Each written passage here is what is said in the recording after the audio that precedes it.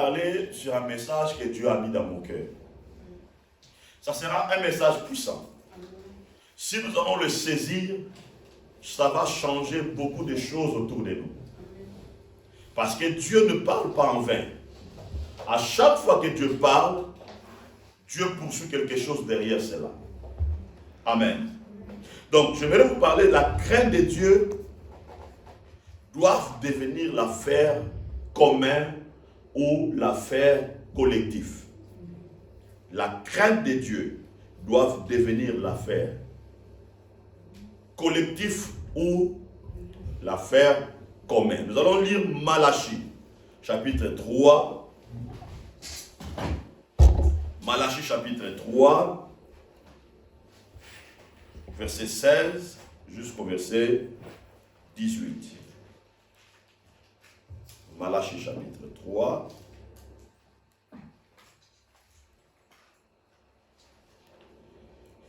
« 16 jusqu'au verset 18. Je lis la parole du Seigneur. Amen. Alors, ceux qui craignaient l'Éternel se parlaient l'un à l'autre. L'Éternel fut attentif et il écouta. Et un livre de souvenirs fut écrit devant lui pour ceux qui craignaient l'Éternel et qui honorent son nom. Ils seront à moi, dit l'Éternel des armées. Ils m'appartiendront au jour que j'ai préparé. J'aurai compassion d'eux, comme un homme a compassion de son fils qui le sert. Et vous verrez de nouveau la différence entre les justes et les méchants, entre ceux qui servent Dieu et ceux qui ne le servent pas. Amen. Vous savez, la Bible dit ceci, vers le dernier temps, l'amour de plusieurs se refroidira. Vous savez, lorsque l'amour refroidit, lorsque ton amour pour Dieu commence à perdre de la température, il y aura quelque chose qui commencera à passer dans ta vie. La crainte pour Dieu commencera à diminuer. Amen. La crainte pour Dieu commencera à diminuer. C'est très important que vous et moi nous puissions comprendre ça et saisir ça. Lorsque l'amour pour Dieu commence à diminuer, ou lorsque tu commences à perdre la température de l'amour pour Dieu, et sache-le bien aussi, la crainte de Dieu pour toi commencera à être absente. Alléluia. Nous sommes arrivés dans un moment où la crainte de Dieu devient quelque chose d'indispensable, devient quelque chose d'essentiel ou d'important dans le temps dont nous sommes en train de vivre. Parce qu'il y a beaucoup de choses qui commencent à changer autour de nous. Mais il y a quelque chose de très puissant ici, que j'ai découvert dans le livre de Malachie. Voilà ce que la Bible dit. Écoutez bien. Alors, ceux qui craignent l'Éternel se parlèrent l'un et l'autre. L'Éternel fit attentif. Il écouta des choses. L'Éternel fit attentif.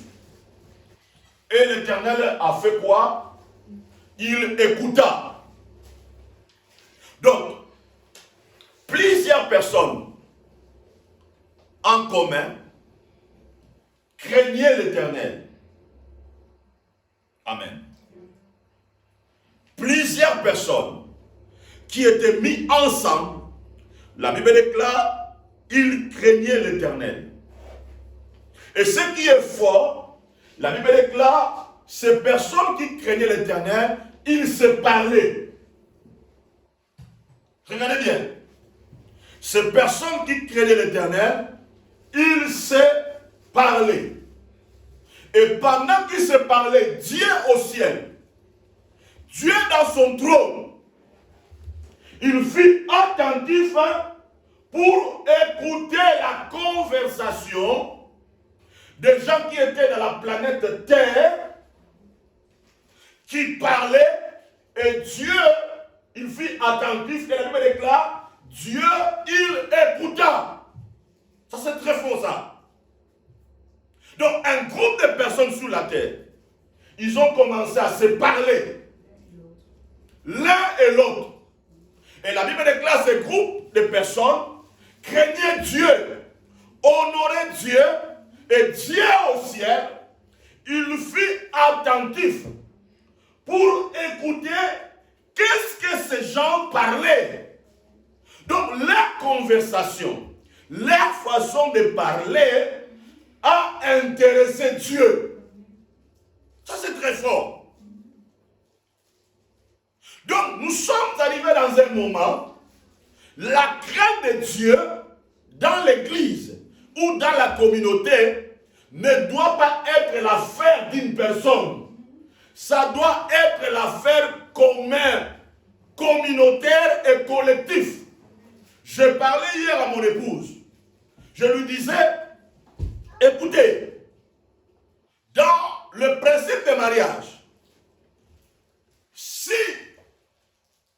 une femme se soumet à son mari et que son mari ne manifeste pas le principe d'aimer, il n'y aura pas l'équilibre. Il y aura le déséquilibre total. Il y aura le trouble. Il y aura de l'incompréhension. Pourquoi? Parce que les principes ne sont pas respectés. Et si l'homme aussi aime sa femme et que la femme aussi ne se soumet pas, le principe est brisé. Il y aura le trouble. Et dans ce mariage-là, il n'y aura pas de la bénédiction parce que le jeu collectif n'est pas présent. Est-ce que vous me comprenez? Donc, nous sommes arrivés aussi dans un moment dans l'église, dans le royaume de Dieu, la crainte de Dieu doit être l'affaire de nous tous. Donc, chacun de nous doit faire un effort de craindre Dieu. Pourquoi? Parce que si nous tous, nous commençons à craindre Dieu, pendant qu'on commencera à se parler, Dieu au ciel sera attentif. Et il donnera son oreille pour nous écouter. Pour dire qu'est-ce qu'ils sont en train de parler sous la terre. Et les gens qui craignent Dieu, qui jouent le jeu collectif de honorer Dieu, ils ne parlent pas de n'importe quoi. Ils disent des choses qui sont indispensables. Ils disent des choses qui glorifient l'Éternel. Je pense que quand ils se parlaient, ces gens-là disaient, qu'est-ce que nous devons faire pour faire pousser le but de Dieu de l'avant? L'un et l'autre. Qu'est-ce que nous allons faire pour notre argent, pour que l'œuvre de Dieu puisse avancer? Qu'est-ce que nous allons faire pour gêner pour ce frère-là qui ne vient pas à l'église? Qu'est-ce que nous allons faire pour cette sœur-là qui ne vient pas à l'église? Qu'est-ce que nous allons faire pour que les choses changent autour de nous? Il disait les choses et Dieu fut attentif à cela. Et Dieu a fait quoi? Dieu a commencé à écouter ou à attendre la conversation. Prenez cette parole. Parler veut dire aussi beaucoup de choses. Parler veut dire prier. Je pense qu'ils étaient là, ils priaient ensemble. Et Dieu fit attentif. Frère, ma sœur, lorsque j'ai lu ce verset, Dieu m'a donné ces paroles, ça fait déjà 3 semaines avant. 3 semaines. Ça a changé ma façon, ma relation entre moi et mon épouse. J'ai compris une chose. Si dans ma maison, moi comme mari, moi comme pasteur, je crains pas Dieu dans ma maison, je ferme le ciel pour moi. Si mon épouse aussi ne craint pas Dieu, on crée un souci dans le ciel. les enfants dans la maison ne craignent pas Dieu, nous créons un problème. Donc, chacun de nous doit comprendre maintenant, il a la responsabilité dans l'église de comprendre que je suis une pierre. Je dois jouer un rôle de commencer à craindre Dieu. Alléluia. Cela veut dire, écoutez-moi, craindre Dieu, cela veut dire, chacun de nous doit mettre aussi son effort pour que les choses puissent aller de l'avant. Cela veut dire, je ne peux pas laisser que le frère X fasse un effort et moi je reste comme un observateur. Je ne peux pas permettre à une sœur de faire l'effort et moi je suis un observateur. Donc cela veut dire, nous tous, nous devons mettre notre amour pour Dieu, notre volonté, notre engagement ensemble, afin que nous puissions bouger les choses. Regardez-moi. Cela veut dire, dans ce groupe de gens qui craignaient Dieu, qui se parlaient, il n'y avait pas de conflit. Il n'y avait pas de la division. Il n'y avait pas de l'incompréhension. Pourquoi? Parce que dans la crainte de Dieu était identifiée dans la vie de l'un et dans la vie de l'autre. Donc, chaque personne, donc cela veut dire leur volonté, leur amour pour Dieu était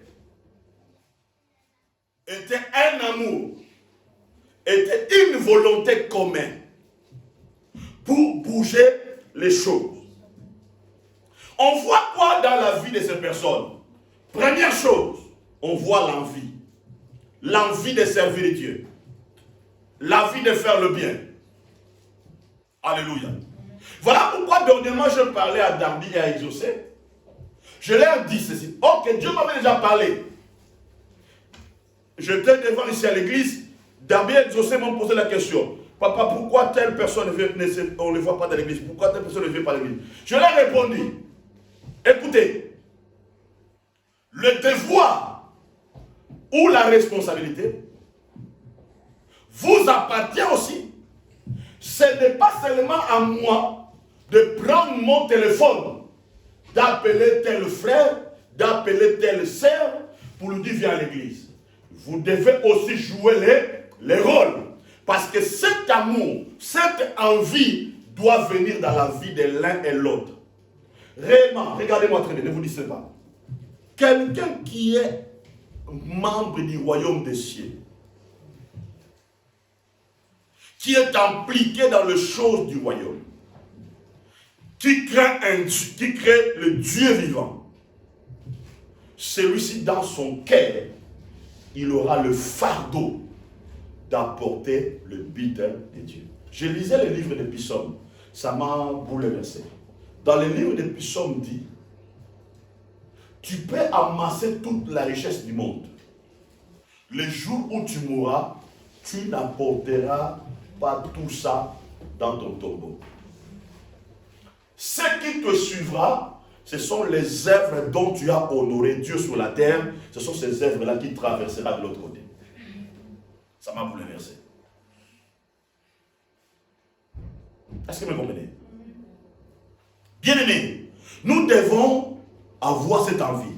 Je vous dis sérieusement, Dieu a parlé. Dieu m'a dit que maintenant, nous venons d'entrer dans une saison de la crainte de Dieu collectif. Donc, j'aimerais voir cette crainte-là dans la vie de l'un et l'autre. Je vais aller plus loin. Regardez, Dieu avait établi le système de la crainte collective dans l'église primitive. Je parlerai ça des jours à venir. Maintenant, lorsque Dieu a établi le système qui fonctionnait bien, tout le monde pratiquait ça. Maintenant, Anania et Saphira, ils ont voulu briser le système qui a été mis en place de la crainte de Dieu collectif. Qu'est-ce que Dieu a fait? Il a tué Anania et Saphira pour garder le système de la crainte de Dieu collectif qui poussait le but de Dieu vers de l'avant. qui faisait que la puissance de Dieu puisse manifester. Parce que le principe de la crainte des collectifs permet aux gens de persévérer dans les enseignements de l'apôtre, dans la communion. Et les gens étaient attachés à l'église. Maintenant, Anania et Saphir, ils ont voulu briser le système. Parce que pendant l'époque, la crainte de Dieu poussait les gens à donner leurs offrandes, à donner leurs dîmes, à donner leurs biens. L'œuvre de Dieu a bougé. Mais écoutez, l'intention qu'avaient eu Anania et Saphira n'était pas l'intention pire. Écoutez-moi très bien. Ils ont manifesté la volonté. Ils ont dit aux apôtres, nous voulons vendre nos biens et on viendra contribuer. Vous savez, nous étant qu'humains, dans notre côté, nous n'avons pas la capacité de voir les choses de l'autre côté. Si les Seigneur ne révèle pas. Vous comprenez? Les apôtres ont accepté cela. Maintenant, ils sont allés vendre. Ils ont dit maintenant, écoutez, on ne va pas donner cet argent, c'est beaucoup. On va donner paix et on va garder. Maintenant, qu'est-ce que Dieu a dit? Pourquoi vous avez laissé le diable faire quoi? Corrompre votre cœur. Parce qu'il y avait pris la crainte de Dieu. Et qu'est-ce que Dieu a fait? Dieu a tué. Beaucoup de gens aujourd'hui ne sont pas tués physiquement, mais spirituellement, Dieu les a déjà tués. Regardez-moi. Si nous tous ici, nous commençons à craindre Dieu, nous commençons à jouer le jeu collectif, bien aimé, dans un laps de temps, 6 mois, nous allons chercher les choses. Pourquoi? Je vous donne l'exemple. Regardez-moi, je vous donne des tableaux. Si maintenant nous tous, on dit, nous commençons, on doit jouer la crainte des collectifs, et que tous les fins du mois, chacun de nous sort sa dîme, met ici, prend son offrande, met ici. Tous les dimanches, les gens s'engagent, ils se disent, à 9h30, nous serons présents à l'église pour élever nos mains, afin que Dieu au ciel soit attentif, afin que Dieu puisse nous écouter. Bien-aimés, les choses changeront autour de nous avec une rapidité incroyable.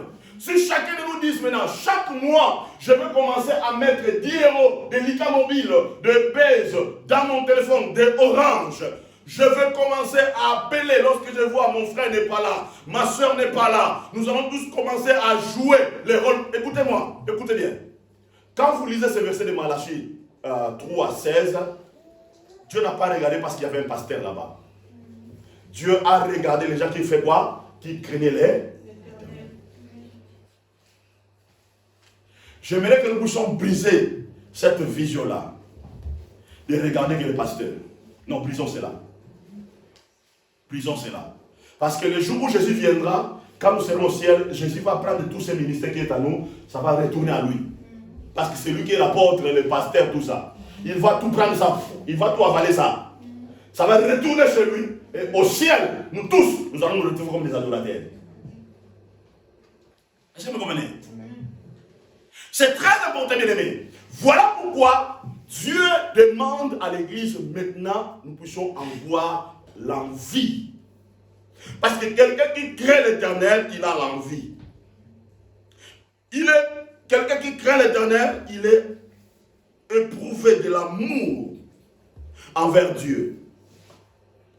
Regardez, je vais lire ça et je vais donner quelques éclairages encore.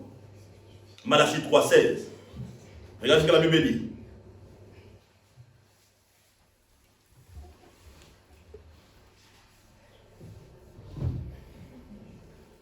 Alors, ceux qui craignaient l'Éternel se parlèrent l'un et l'autre. L'Éternel fut attentif, il écouta. Et un livre de souvenirs fut écrit. Écoutez-moi. Écoutez. Lorsque maintenant, ceux qui craignaient l'Éternel commencent à se parler, Dieu fut attentif. La Bible dit ceci. Un livre de souvenirs fut écrit devant lui pour ceux qui craignaient l'Éternel. Écoutez, les livres de vie, parce que souvent, j'ai compris, vous savez, parfois Dieu nous révèle des choses. Moi, quand je commençais à servir Dieu, je pensais que non, le livre de vie était déjà écrit.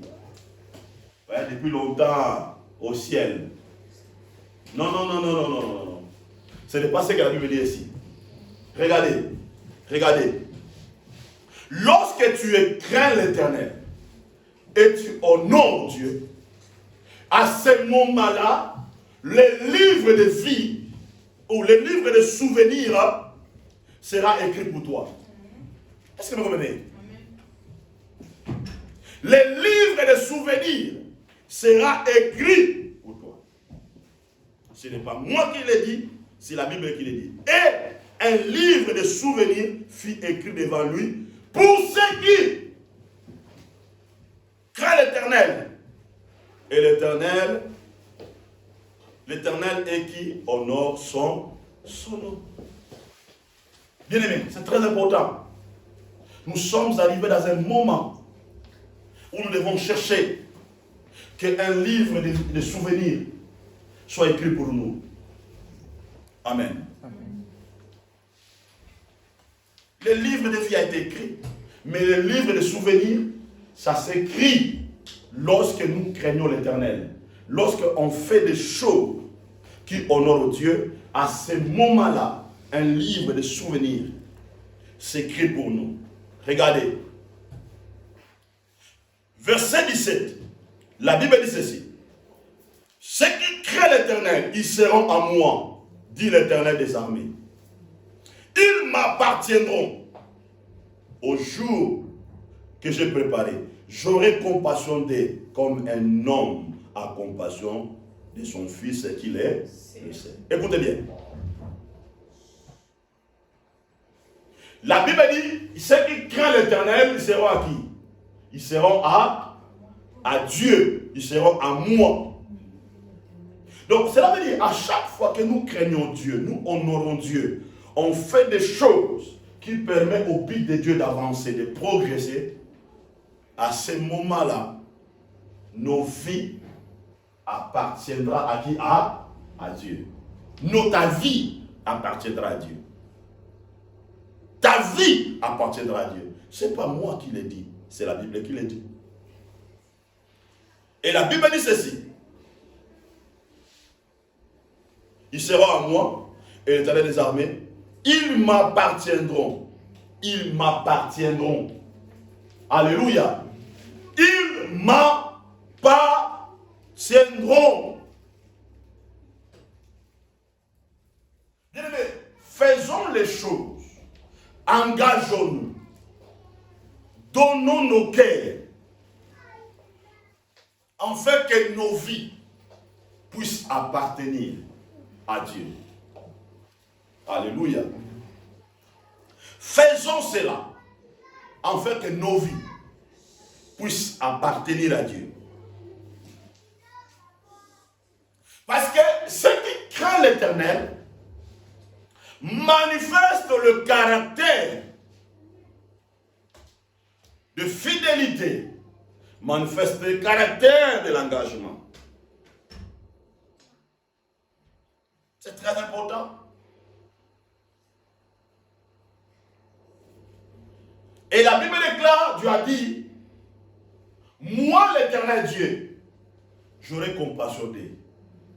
Bien aimé, écoutez-moi. Si tu entres dans le mémoire de Dieu, Dieu commencera toujours à se souvenir de toi. Regardez, la Bible déclare un jour, Dieu il est omniscient, il est omnipotent. La Bible déclare un jour, Dieu s'est souvenu de ce qu'il avait dit à Sarah et lui donnant ce qu'il avait besoin. Dieu, quand il se souvient de toi, il te donnera ce que tu lui demandes ou ce que tu lui avais demandé. Amen. Voilà pourquoi, dans l'église, lorsque nous manifestons la crainte collective, Dieu va commencer à répondre dans la prière, dans le besoin de l'un et l'autre. Il y aura de l'abondance, il y aura de la richesse, parce que Dieu est en train de répandre la bénédiction. Parce que Dieu trouve la crainte. Amen.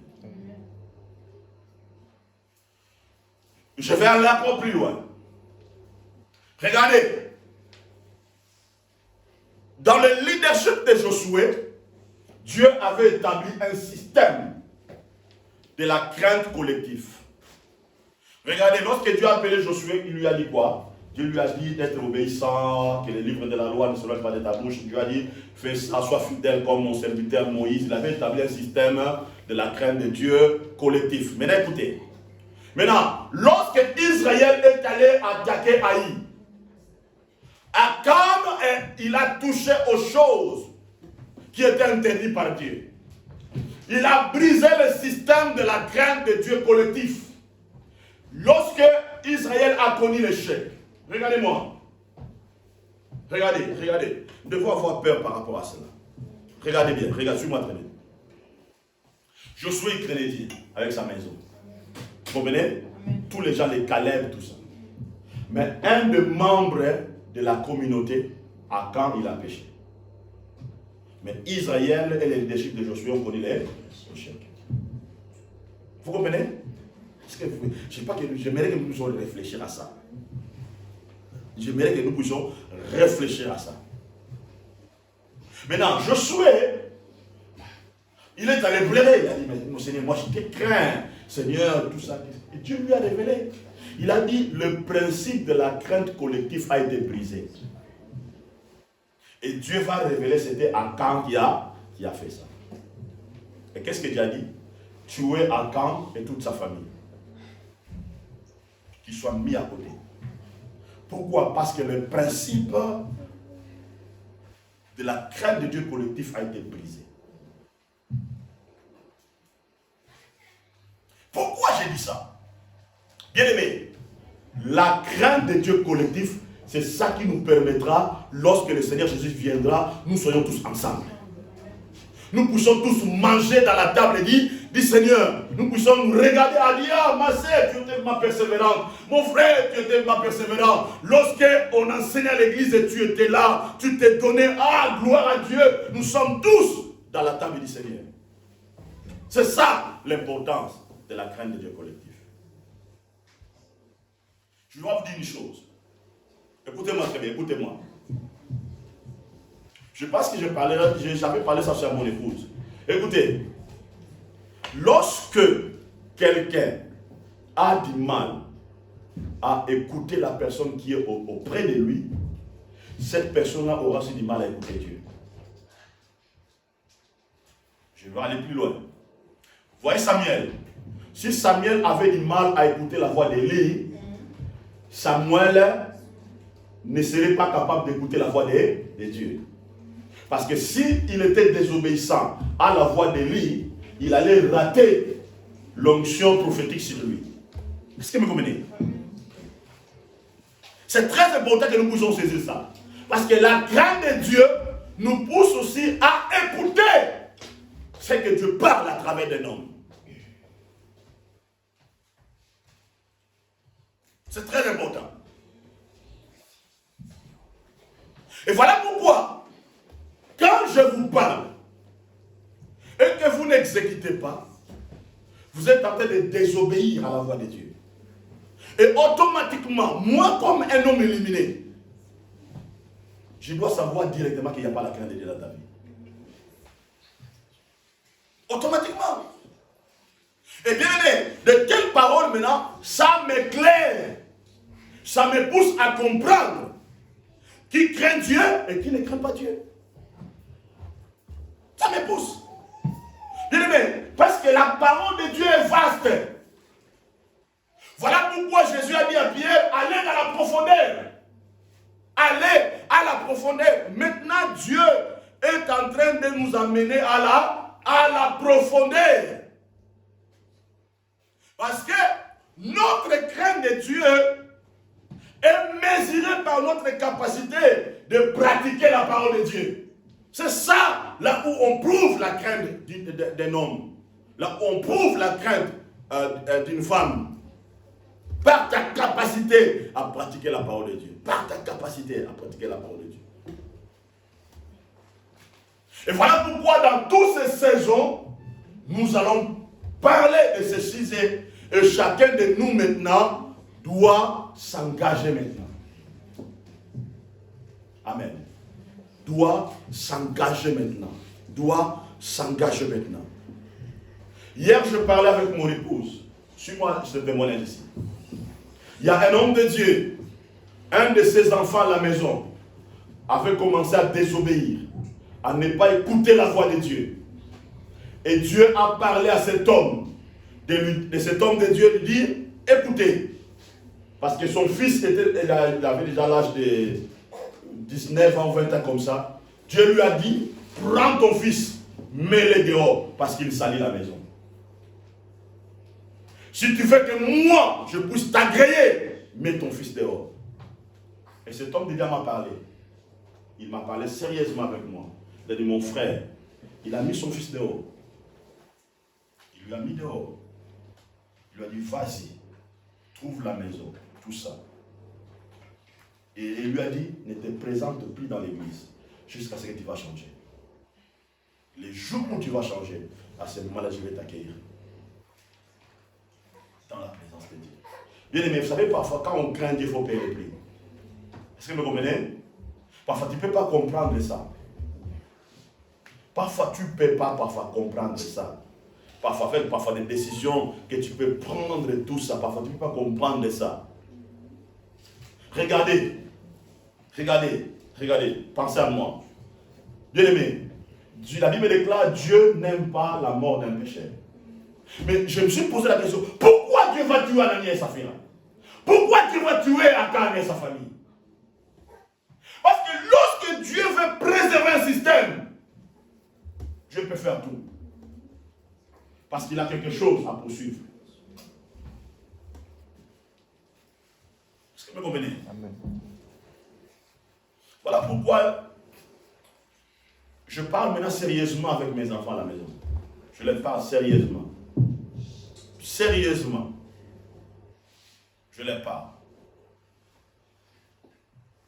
Sérieusement. Et vous aussi dans l'église, nous sommes les enfants de Dieu. Toi et moi, nous sommes les enfants de Dieu. Dieu est en train de nous interpeller. J'aimerais qu'à partir d'aujourd'hui, nous prenons des décisions de se regarder en arrière. Dans quel domaine j'ai dysfonctionné? Est-ce que dans le domaine de la prière? Est-ce que dans le domaine de venir à l'église? Est-ce que dans le domaine de donner mes offrandes, de donner mes dîmes? Est-ce que dans quel domaine parce que je ne prenais pas soin de ma soeur, de mon frère, tout ça. Tout ça, il faut penser à ça. Bien aimé, écoutez-moi. Quand la crainte de Dieu est collective, lorsque ta soeur et ton frère malade, tu n'attendras pas la vie du pasteur. Tu peux choisir une journée de jeûne et prière, où tu pries seulement pour ton frère, où tu pries seulement pour ta sœur. Vous voyez là où Dieu veut nous amener. Dieu veut nous amener dans cette dimension-là. Parce que quand les choses commencent à devenir dures, à ce moment-là, il faut prouver notre amour pour Dieu. Amen. À ce moment-là, il faut prouver notre amour pour Dieu. Dis avec moi la crainte collective. Répète avec moi la crainte de Dieu collective. La crainte de Dieu collective. Amen. Amen. Écoutez, verset 17. Ils seront à moi, dit l'Éternel des armées. Ils m'appartiendront au jour que j'ai préparé. J'aurai compassion d'eux comme un homme a compassion de son fils. Écoutez maintenant verset 18. Et, je crois que vous et moi, vous avez fait les études.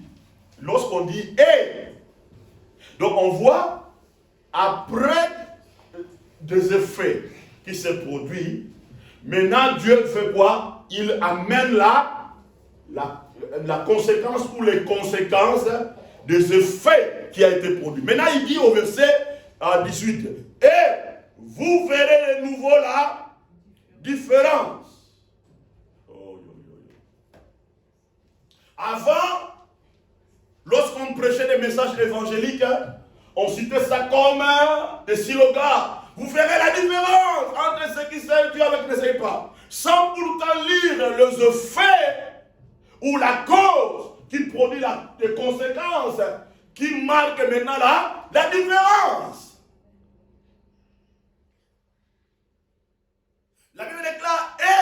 verrez de nouveau la différence entre le juste et le méchant. Donc les justes sont des gens qui craignent Dieu, qui honorent Dieu. C'est ça ce que Dieu présente là, les personnes justes. Les gens justes sont des gens qui marchent dans la foi, qui vivent par la foi, qui ne vivent pas par des calculs. Et Dieu a dit, vous verrez la différence. Vous verrez la différence. Amen. Vous verrez la différence entre les justes et les méchants. Les méchants, ce sont des gens. Les gens, mais on n'a pas seulement des méchants dehors, mais on a aussi des gens méchants dans l'église. On n'a pas seulement les gens méchants dehors, mais on a aussi des gens méchants dans l'église.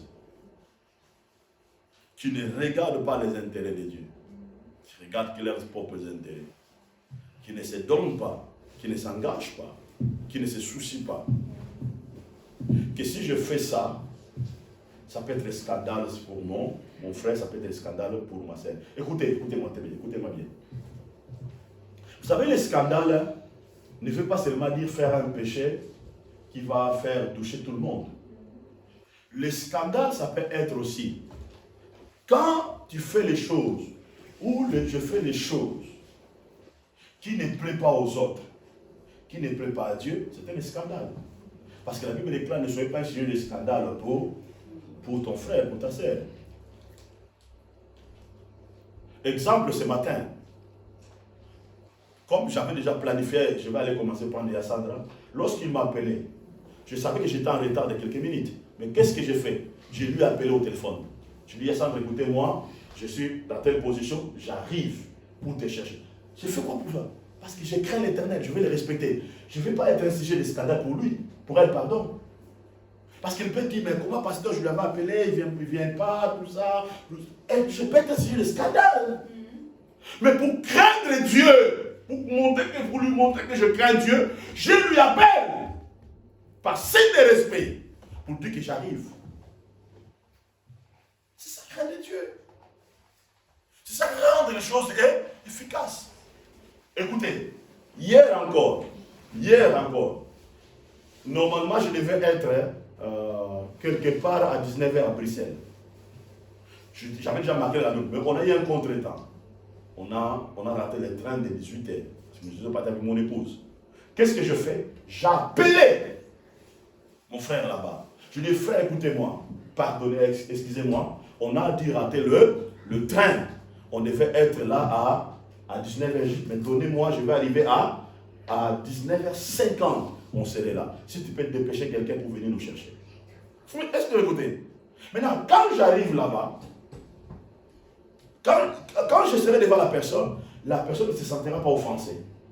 Est-ce que vous comprenez? Ne se sentira pas offensée. Parce que je voulais garder la bonne relation entre lui et moi. Parce que c'était dans un groupe de prière où on partait aussi pour prier aussi. Parce que je ne voulais pas mettre sa morale à... déranger sa morale. Je ne voulais pas que je sois un sujet de scandale pour mon frère. C'est ça, craindre Dieu. Parce que lorsqu'on craint Dieu, on a aussi ce qu'on appelle le bonne manière. Est-ce que vous comprenez? C'est très important. Et Dieu, il vient nous interpeller aujourd'hui. Frère, ma soeur, je vous en supplie, comme l'apôtre Paul disait quand il enseignait, je vous en supplie, je parle avec beaucoup de compassion, avec beaucoup de plaisir dans mon âme. Changeons, parce que Dieu a parlé. Parce que Dieu veut être attentif au ciel pour nous. Dieu veut nous écouter. Est-ce que vous comprenez? Parce que Dieu nous interpelle aujourd'hui. Il veut que chacun de nous s'engage à craindre Dieu. Et que ta crainte soit la nourriture des bénédictions pour l'autre aussi. Et c'est ça, c'est que Dieu... Écoutez, je vais terminer par ces paroles de Dieu. La Bible dit ceci. ce qu'on ne veut pas qu'on fasse pour toi, ne le fais pas aussi pour les autres. C'est ça la crainte de Dieu. Parce que souvent, dans notre nature, souvent, nous nous sécurisons nous-mêmes. Tu ne veux pas que non, ça, je n'aime pas qu'on me dise ça. Et toi, comme toi, tu n'aimes pas qu'on te dise aussi ça, toi aussi, tu dois apprendre à ne pas dire ça aux autres. Amen.